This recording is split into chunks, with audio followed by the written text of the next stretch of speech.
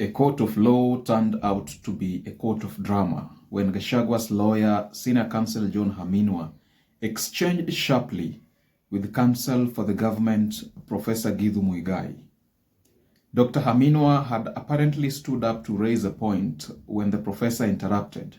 You know, Prof was like, maybe I can assist you, Dr. Haminwa, blah, blah, blah, but Haminwa was not ready to accept any drama shit, if at all, there was any.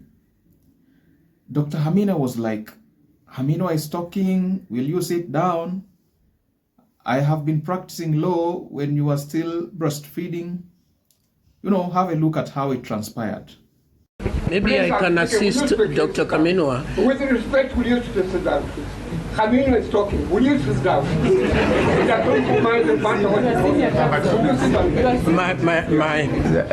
My lord, Doctor, under the rules of this court, senior counsel has preference, speaks first before any other person except the Attorney General. So if you would please sit down. I, as senior counsel. I will not sit down when you're practicing law, you're still doing breastfeeding. That is also true. So, my lord, I wanted to suggest. Don't give yourself My lord, I wanted to suggest. Excuse me.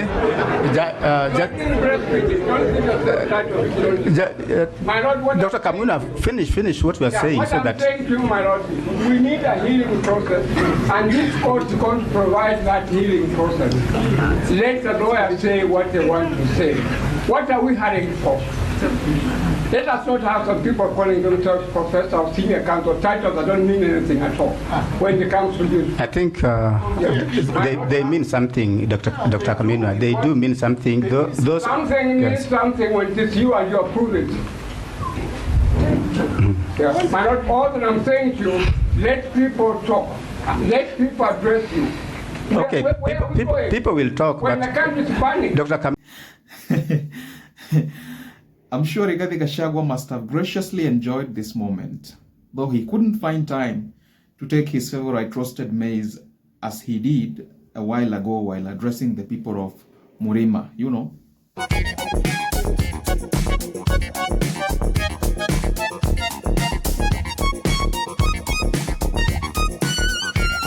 For your information, senior counsel John Haminwa is about 88 years old. Just imagine.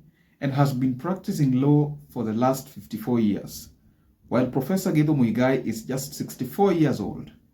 You know, this means that Dr. Haminwa started practicing law when Professor Muigai was 10 years old. You know, this is quite remarkable. Haminwa's claims are therefore not far from the truth. Now, things did not end here. Elsewhere within the same court session, a professor of law who has written a dissertation, a thesis, and a number of publications, was cooked mercilessly by Gachagua's advocate Elisha Ongoya after he reportedly misbehaved in court.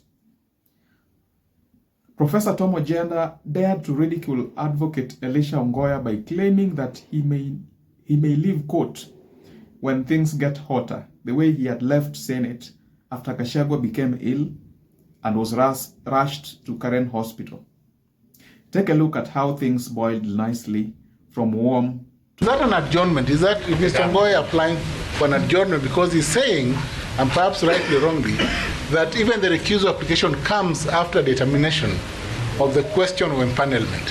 If that be so, and they may leave, they normally leave court, they left Senate, may leave court, we let them say whether they're applying for an adjournment. Is that remark, they normally leave court, they left Senate, my palatable in this court, my lord?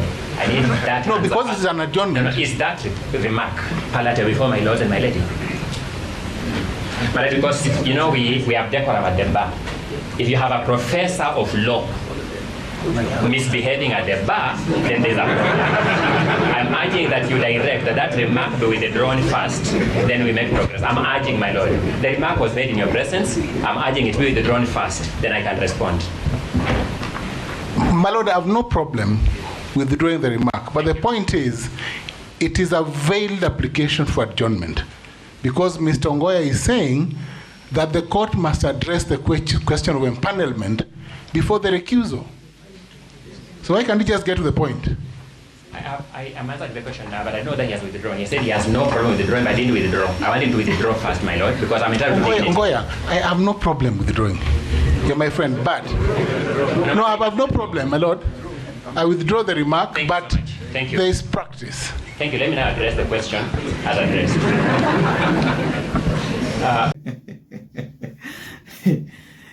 If you're watching me for the first time, please take a second or two to like this video, subscribe, and hit the notification bell so that YouTube can alert you when I upload fresh content. Meanwhile, the principal issue of contention in the Gachagua impeachment case turned out to be something else. The three-judge bench comprising Justices Eric Ogola, Anthony Murima, and Freda Mugambi that was empaneled by the Deputy Chief Justice Philomena Mwilu to hear the case turned out to be unconstitutional, as the duty to empanel a bench to hear such a case is the prerogative of the Chief Justice. There were claims that the Chief Justice was out of the country, and as such, she could not be available to execute this duty. But it turned out that she had been somewhere in Makadara constituency inspecting a law court. Just imagine. Have a look at what Chief Justice Martha Koome was doing during the hearing at Milimani Law Court. So, tusalimie wananchi. Yes.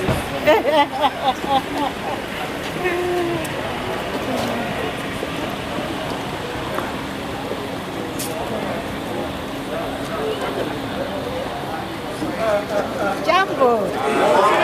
Habari zenu? Salamu alaikum. Yes, mko sawa? Okay. Hata mimi nimekuja kuona vile mko. Decided to come and see how you're doing. Yes. Mko aje? Mko sawa? Na mtumiwa vizuri. Tuko na njaa. Mko na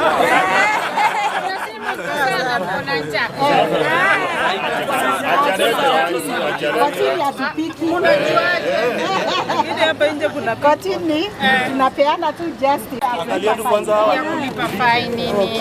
Hiyo tutaangalia. Sijui kama tunalipa na M-Pesa ama tunafanya nini. Wa IT ndio tuone vile tutaharakisha hiyo maneno. Hiyo ya kulipa fine.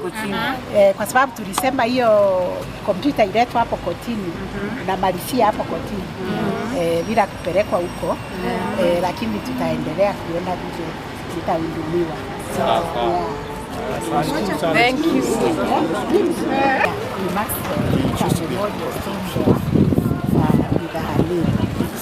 We continue to suffer tragedies.